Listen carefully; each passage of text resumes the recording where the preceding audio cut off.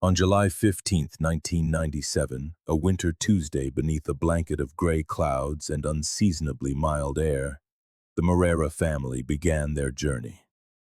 Paulo Roberto Moreira, 34, and his wife, Helena Gonçalves Moreira, 32, left their apartment in the Perdizes neighborhood of São Paulo, bound for the historic city of Ouro Preto in Minas Gerais. They were accompanied by their only son, 7-year-old Lucas. What was meant to be a simple winter school holiday trip would soon unravel into one of the most baffling and disturbing cases in Brazilian criminal history. Paulo, a successful civil engineer at a mid-sized construction firm in São Paulo, had spent weeks meticulously planning every detail of the trip. Helena, a history teacher in the state school system, was particularly thrilled at the prospect of showing her son the architectural and historical treasures of the old Vila Rica, a UNESCO World Heritage Site. According to friends and family, the couple shared a stable and loving relationship with no history of serious conflict and were devoted to raising their son. Their vessel for the nearly 700-kilometer journey was the family's deep blue 1995 Volkswagen Santana. Federal Highway Police records confirm the car passed through the Fernão Dias Highway toll booth at 8:42 that morning. They were expected to arrive at their destination around 5 p.m., with a few planned stops for rest along the way. The last confirmed contact from the family came at 2:20 p.m., when Paulo called his mother, Dona Iracema Moreira, from a gas station near Belo Horizonte. During the brief conversation, he assured her that all was well and that they would reach Ouro Preto before nightfall. He sounded normal. He even joked that Lucas was getting impatient to arrive, Dona Iracema would later tell police in her first statement. The family had a 5-night reservation at the Pousada das Minas, a family-run inn in the historic center of Ouro Preto. When they failed to arrive by 8 p.m., the inn's owner, Antonio Ferreira, tried calling the number they had left, but the calls went unanswered. Believing they were simply delayed by road conditions, a common occurrence, Antonio wasn't immediately alarmed. It was not until the following morning, July 16th, that the first true sign of trouble emerged. At 8:37 a.m., a local taxi driver named Geraldo Maguela Santos walked into the Ouro Preto police station with a visibly shaken child, Lucas Moreira. The boy was wearing the same dirt-stained clothes from the day before, clutching a small children's backpack. According to the taxi driver's statement, he had found the boy wandering alone in Praça Tiradentes, the heart of the historic city, around 7:30 a.m. He was crying, asking passers-by if they had seen his parents. When I approached and asked what happened, he just kept repeating, "They left me there, they left me there," Geraldo told the police. The boy's initial account to investigators was, as expected from a traumatized child, confused and fragmented. Lucas recalled the family arriving in Ouro Preto the previous night, well after dark. He remembered them stopping the car in a deserted place near a large stone structure. "Daddy told me to wait in the car, that they were just going to check something quickly. He had a flashlight. Mommy didn't want to go, but she went anyway," the boy recounted. After what felt like hours to his young mind, Lucas, frightened by the darkness and silence, left the vehicle. He walked aimlessly until he saw the city lights, eventually reaching the central square. There, he spent part of the night hidden on a bench, afraid of strangers, until the morning bustle began and the taxi driver found him. Delegate Mauricio Damasceno immediately launched a search of the region, mobilizing military police, firefighters, and local volunteers. The case was given top priority when it was confirmed that the family's blue Santana was not in any public parking lot or street in Ouro Preto. Within hours, relatives of the couple, including Paulo's parents and Helena's sister, arrived in the city to care for the boy and assist in the search. The first 48 hours were a blur of intense searches in the rural and peripheral zones of Ouro Preto. focusing on areas that matched Lucas's description of old stone buildings in isolated locations, a common sight in a region dotted with old mines and colonial ruins. On the third day, July 18th, the investigation escalated with the arrival of specialized teams from the Belo Horizonte Civil Police and representatives from the Federal Police.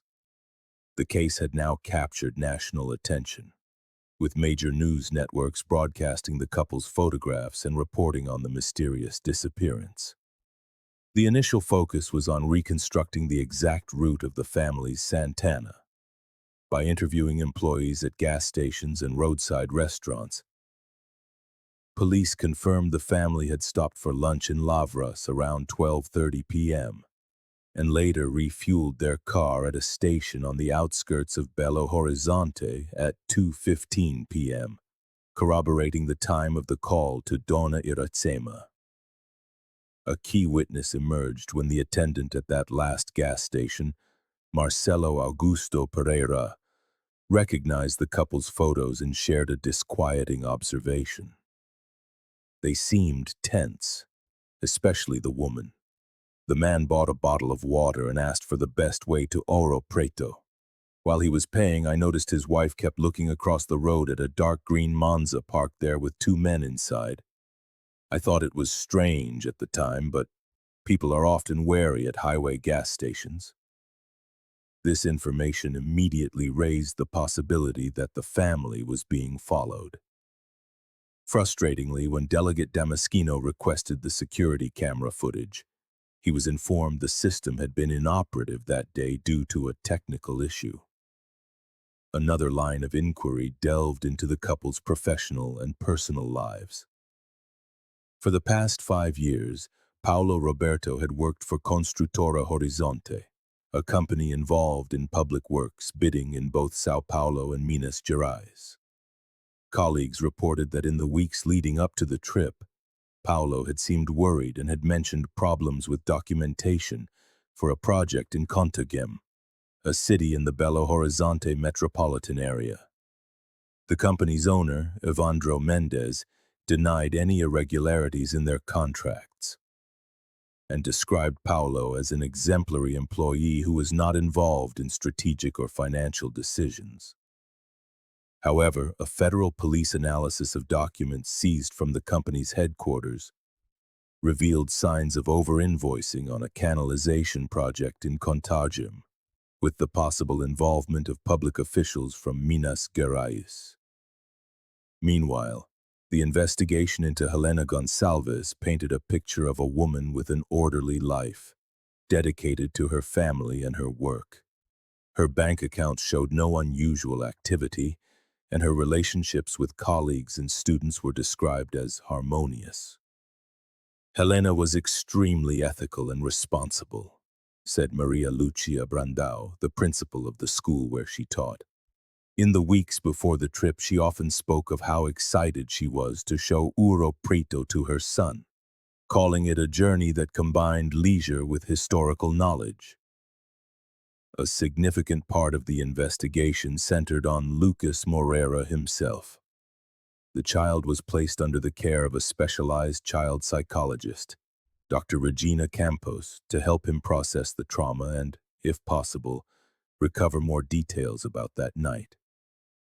Using drawing and play therapy techniques, Dr. Campos facilitated communication with the boy. Through these sessions, Lucas produced a series of consistent drawings showing the family car parked near a structure that resembled an old ruined church or chapel. In one of the most significant drawings, he depicted two adult figures being confronted by two others, one of whom appeared to be holding a weapon-like object. The drawings suggest the child may have witnessed a situation of violence or coercion, even if from inside the vehicle, Dr. Campos noted in her report. After 2 weeks of intensive searching, involving helicopters and sniffer dogs, the family's vehicle was finally located on July 31st. The blue Santana was partially hidden by vegetation in a hard-to-reach area of the Serra do Caraça, about 35 kilometers from Ouro Preto. The location was known for its old chapels and ruins from the colonial mining era. The forensic examination revealed a perplexing scene. The car's gas tank was empty, but there were no obvious signs of violence inside. The couple's fingerprints were on the steering wheel, doors, and dashboard as expected. In the trunk, the family's luggage was found intact, packed for their 5-day stay. Lucas's school backpack was missing, confirming he had it with him when he was found. A disturbing detail was a handwritten note found in the glove compartment, in what was confirmed to be Paolo's handwriting. It read, "If something happens, look in the green folder." However, no green folder was found in the car or, in a subsequent court-authorized search, at the couple's home in São Paulo. Another confounding element was Paolo's recently acquired Nokia cell phone, found inside the car with its battery removed. An analysis of call records showed only the known calls, including the final one to his mother. Helena's cell phone was never found. An examination of the ground around the car revealed tire tracks from another vehicle and footprints from at least 3 different people, suggesting Paolo and Helena may have been forced to go with someone. Small bloodstains found near the passenger door were later confirmed to match Helena's blood type. As the technical investigation progressed, a potential witness came forward. A local farmer, Sebastian Pereira, reported hearing the sound of engines and raised voices in that area on the night of July 15th. It was around midnight. I heard cars and then some voices arguing. I figured it was illegal miners who show up around here sometimes, so I didn't pay it much mind, he stated. When asked if he could recognize any specific voice or accent, Sebastian mentioned that one of the voices didn't sound local to Minas Gerais. It had a different cadence, maybe from São Paulo or Rio. This reinforced the theory that people known to the couple could be involved.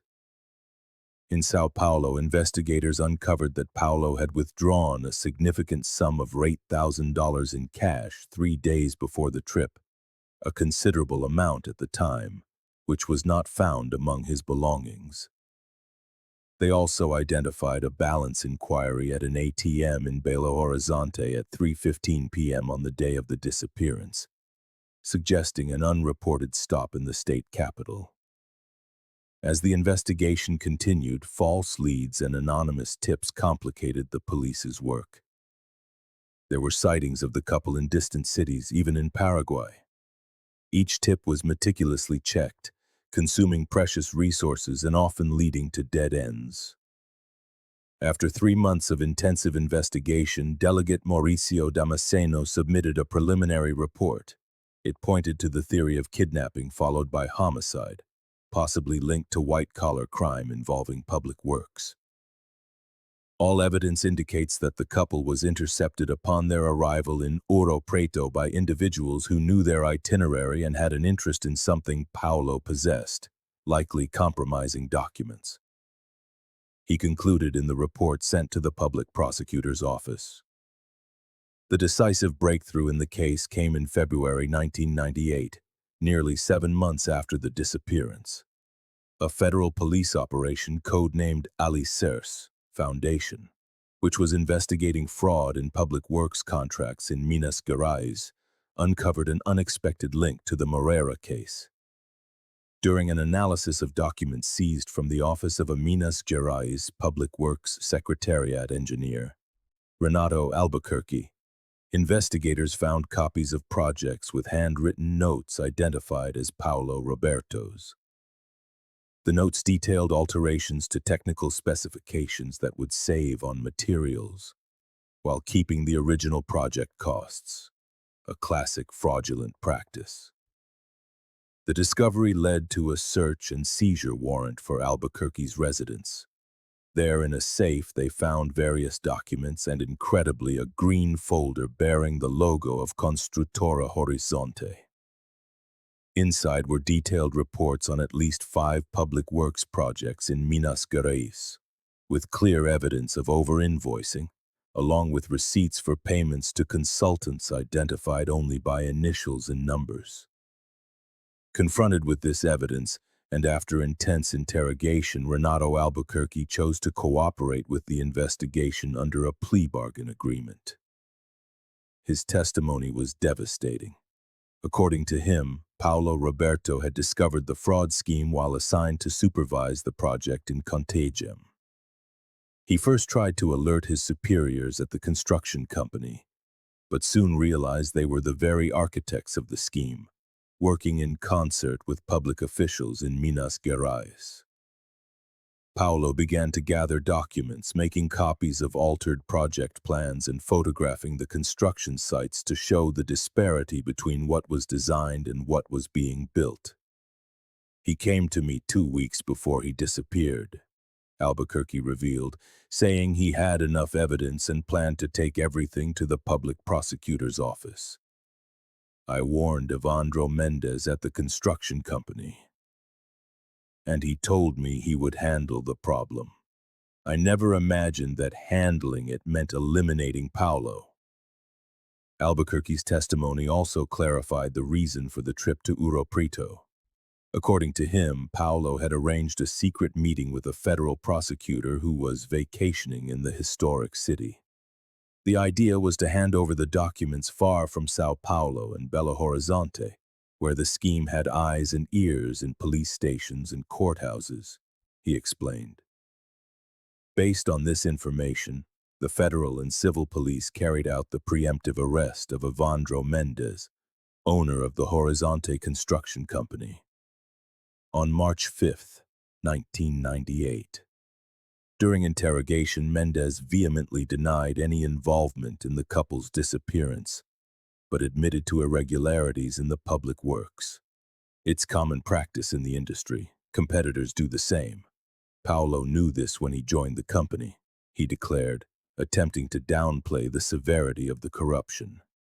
The investigation gained new momentum when Mendes's phone records revealed several calls to a number associated with Claudio Vieira, a former military police officer expelled for his involvement with death squads in the days leading up to the disappearance. Vieira was known in the criminal underworld as a fixer for businessmen and politicians. A review of Mendes's bank records also uncovered a transfer of 50,000 reais to an offshore account in the Cayman Islands, just 3 days after the Moreiras vanished. When questioned about the transfer, he claimed it was a payment to foreign suppliers, but could produce no documents to prove the transaction. In a coordinated operation on March 22, 1998, police located and arrested Claudio Vieira at a rural property near Tiradentes, also in Minas Gerais. Unregistered firearms and false documents were found in his possession. Initially, Vieira denied knowing Evandro Mendes or having any connection to the Moreira case. However, the pressure mounted when his accomplice and former police colleague Roberto Aguiar was identified and detained. Confronted with evidence of his participation, Aguiar decided to cooperate in exchange for a plea deal. His testimony would provide the missing, macabre details of the couple's fate. According to Aguiar, he and Vieira were hired by Mendes to scare Paulo Roberto and retrieve the documents the engineer had collected. The instruction was to intercept them when they arrived in Ouro Preto, take the documents, and just threaten them so they would keep quiet. But Claudio was always unstable, he recounted. Aguiar described how they had followed the family's Santana from Belo Horizonte in a green Monza, the same car the gas station attendant had noticed.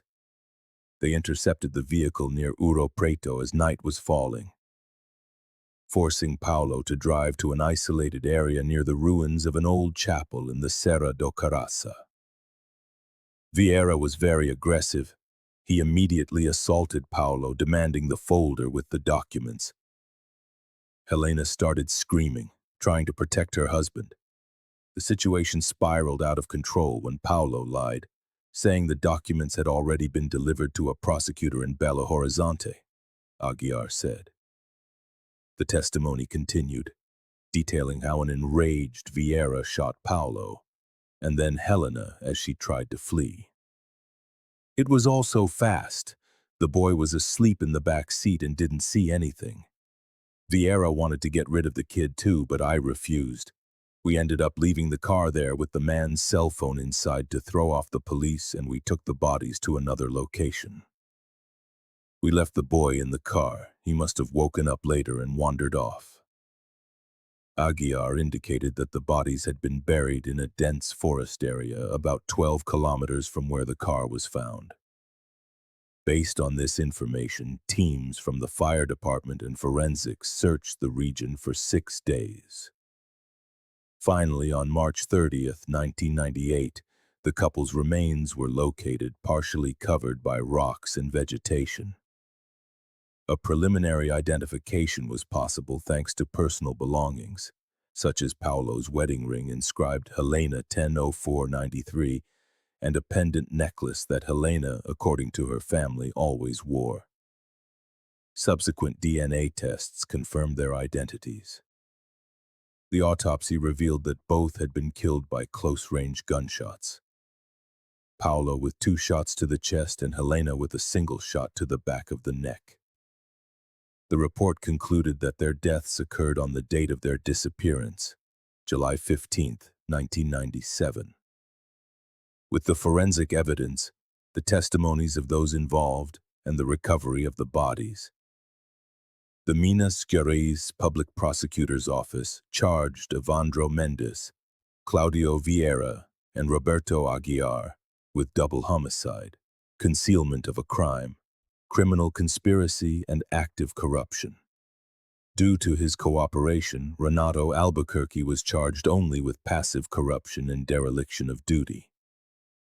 The trial, held in May 1999 at the Ouro Preto courthouse, attracted intense national media coverage and captured public attention.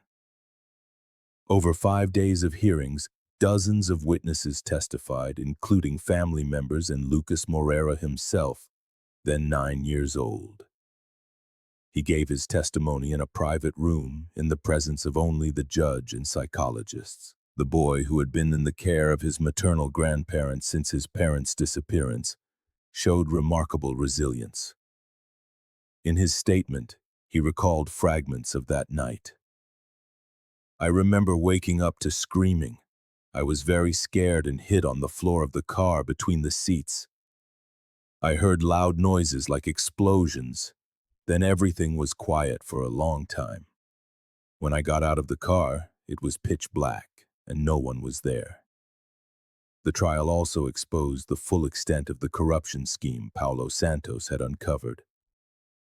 The fraud in public tenders and over-invoicing of public works involved tens of millions of reais and had connections to the highest echelons of the state government.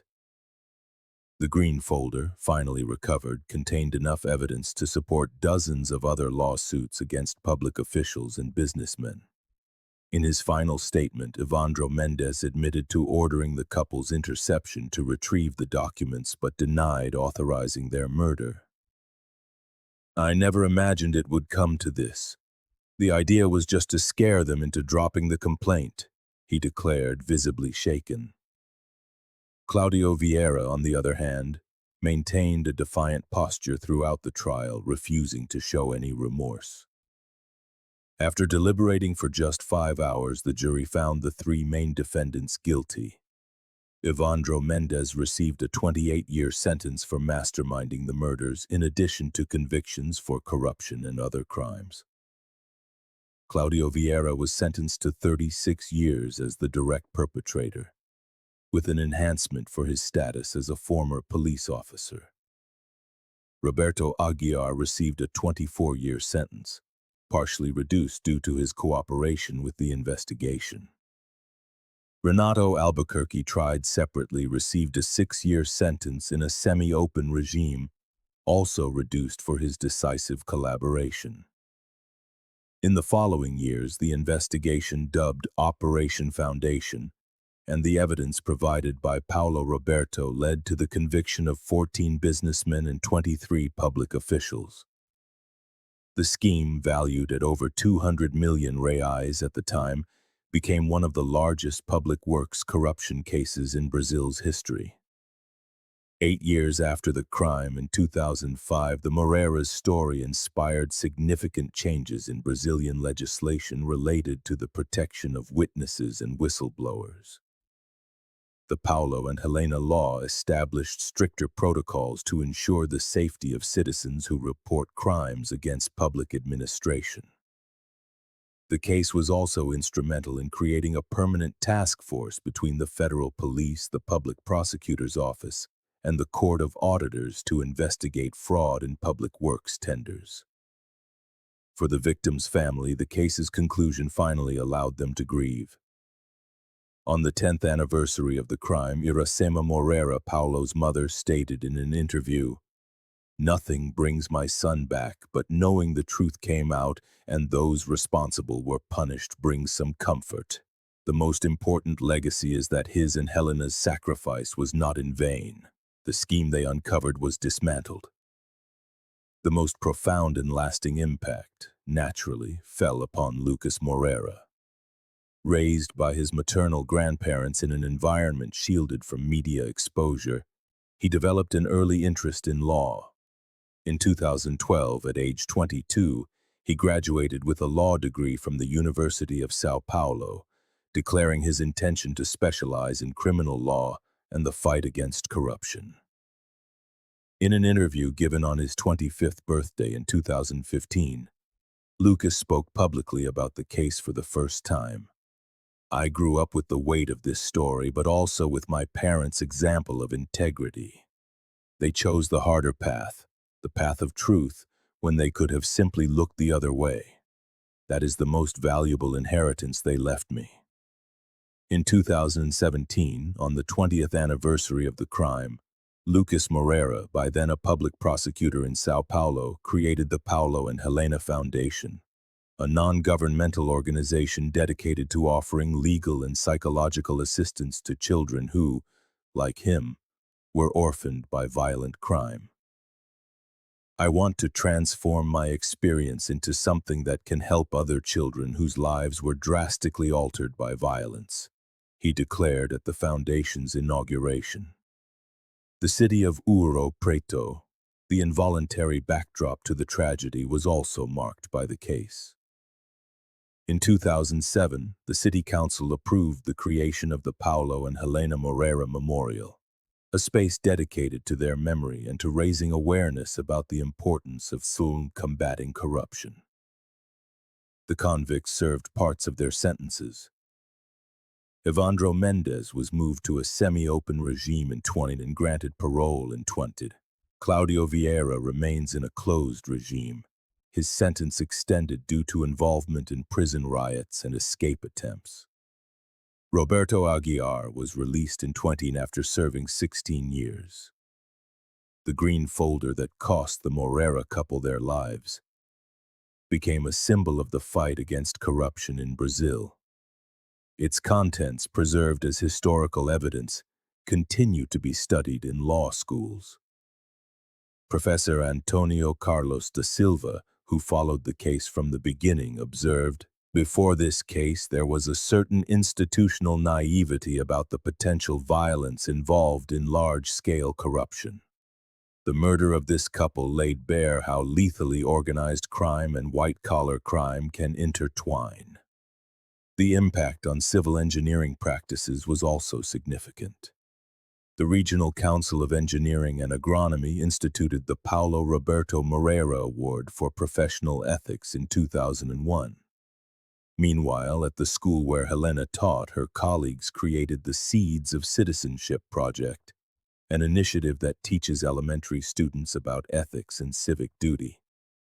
Lucas Moreira's journey after the tragedy became, in itself, a story of overcoming adversity. Raised by his maternal grandparents, José and Margarita Gonçalves, with immense emotional support and regular psychological counseling, he managed to process the trauma constructively. In the first few months, he had constant nightmares, Margarita revealed when Lucas turned 18. He would wake up screaming for his parents. With time and therapy, he learned to channel that pain into strength. During his adolescence, Lucas found an outlet in music, learning to play the guitar. At 16, he composed a song called Living Memory, dedicated to the parents he barely knew, but whose story of courage had come to guide his steps. His academic career was marked by excellence, culminating in a full scholarship to study law at one of the country's top universities. During his university years, he immersed himself in outreach projects, providing free legal aid to underserved communities and promoting civic education. In 2012, his graduation from law school caught the media's attention, which had been quietly following his journey for years. In his speech as the class valedictorian, Lucas said, "Each of us carries stories that shape our calling. Mine taught me from a young age that justice doesn't always come naturally. Sometimes you have to fight for it. Sometimes you have to sacrifice for it." After placing first in the competitive examination for the São Paulo Public Prosecutor's Office in 2014, Lucas dedicated himself to cases of corruption and crimes against public administration. His outstanding performance led him to join task forces investigating fraud in public bidding, a specialization he chose as a way to honor his parents' memory. In 2019, at the age of 29, he published his autobiography, The Boy Who Came Back Alone, where he chronicled not only the tragic events surrounding his parents, but, more importantly, the process of rebuilding his life and identity. The book quickly became a bestseller and was adapted into a nationally broadcast documentary. For the grandparents who raised him, watching their grandson's journey became the greatest reward amidst the pain of losing their daughter. José Gonçalves, in his final years, declared with emotion at an event for the Paulo and Helena Foundation, "When I look at Lucas, I see the best of Helena and Paulo. It's as if they live on through him, not just in his face or his gestures, but most of all, in his values and his courage." Lucas's story inspired other children and young people who had lost parents to violence. Through the foundation he created, he established mentorship programs where adults who had endured similar childhood traumas could help children navigate their grief and find constructive paths forward. The locations tied to the case also preserve its memory. In 2020, a commemorative plaque was installed in the Serra do Caraça, near the site where the bodies were found. It reads, "In memory of Paulo Roberto and Helena Moreira, who lost their lives on July 15, 1997 for defending truth and integrity. May their sacrifice continue to inspire generations to fight against corruption." The Moreira case triggered significant changes in investigative procedures and witness protection in Brazil. The initial delay in the search and the lack of clear protocols for handling corruption allegations involving major public works exposed systemic failures that needed to be corrected. In 2000, directly inspired by this case, the Ministry of Justice implemented the Integrated Search and Protection Protocol, or PIBP, establishing national guidelines for coordinated action between different police forces in disappearance cases with signs of foul play. The protocol mandates maximum deadlines for initiating searches and sharing information between agencies in different states.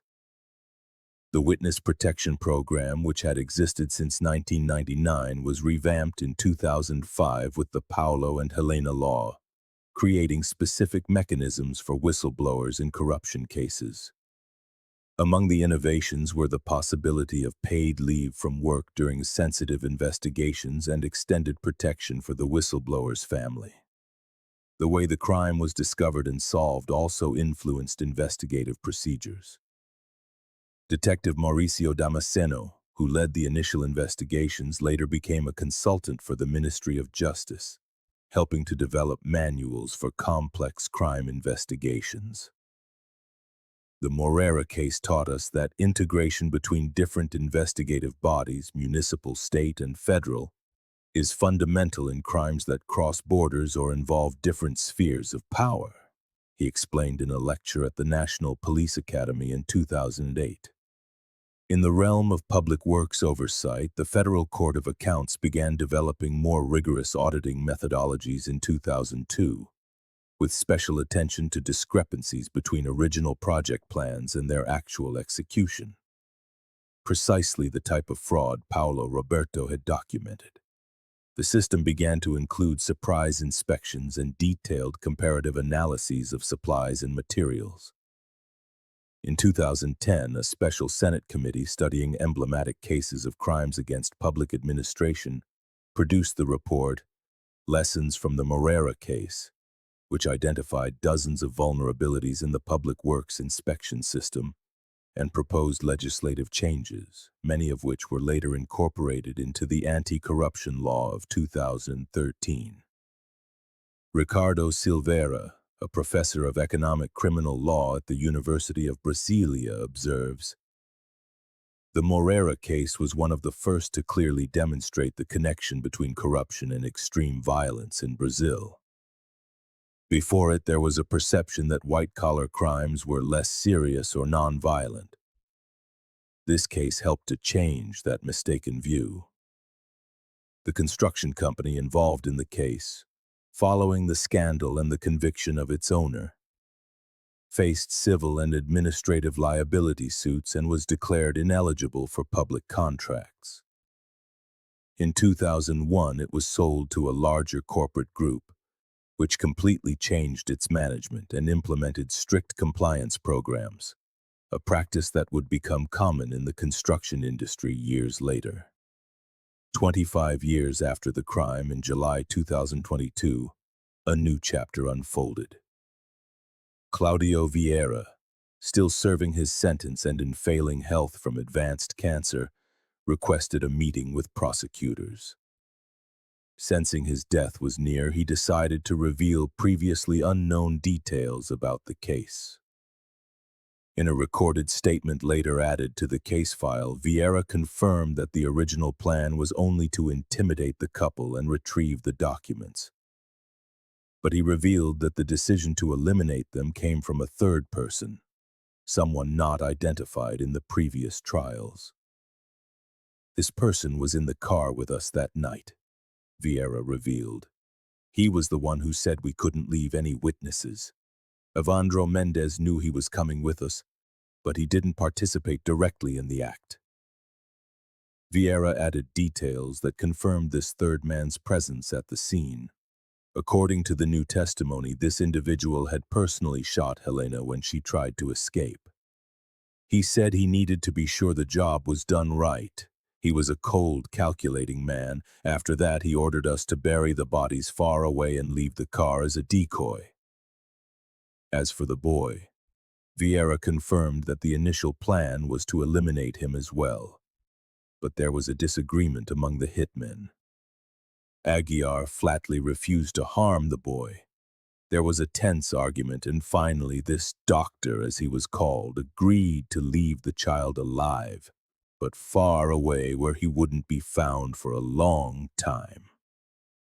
This new testimony led to the partial reopening of the investigation to identify this third participant, described as a man of about 50 with the appearance of an executive, who spoke with a Minas Gerais accent and showed familiarity with police procedures. The federal police, analyzing records from the time and cross-referencing information with other corruption cases in Minas Gerais, compiled a list of possible suspects, including former state secretaries and high-ranking officials. However, many had already passed away, and others were of advanced age, with health problems that complicated new legal proceedings. Claudio Vieira died in September 2022, 2 months after his final statement. Despite the investigative efforts, the identity of Dr. Ricardo remains a mystery to this day, although strong evidence points to a former Deputy Secretary of Public Works who died in 2010. Upon learning of the new revelations, Lucas Moreira declared, "Justice is never complete when it comes to crimes like this, but every fragment of truth that emerges helps to complete the puzzle and honor my parents' memory. I will continue to seek that truth as long as I live." The Paulo and Helena Moreira case continues to be studied in law schools, police academies, and investigative journalism courses as an example of a complex crime that intertwines corruption, economic power, and extreme violence. Its partial resolution demonstrates both the advances and the limitations of the Brazilian justice system when faced with crimes involving powerful interests. If you've listened this far, it's because you care about these cases that scar families forever. Let us know by leaving a comment saying, "I listened to the end," so we can know who is truly invested in the search for truth. The most important legacy of the case, perhaps, is the message that truth, no matter how hard one tries to silence it, finds a way to emerge. As Lucas Moreira wrote in the introduction to his book, "There are crimes that seem perfect, there are secrets that seem eternal, there are silences that seem impenetrable, but truth is like water. No matter how small the crack, it always finds a way to flow and come to the surface." This case, which began with a lost child saying, "They left me there," has transformed into one of the most emblematic stories of courage, sacrifice, and the pursuit of justice in contemporary Brazil. Paulo and Helena Moreira did not live to see the impact of their integrity, but their example continues to inspire generations of Brazilians to defend the truth, even in the face of the darkest threats. Subscribe to the channel to follow more cases like this, which reveal the complex webs behind crimes that have shaken Brazil. Leave a like if you believe that the truth, no matter how painful, must be known. And share this video so that more people can learn the story of this couple who lost their lives for defending what was right.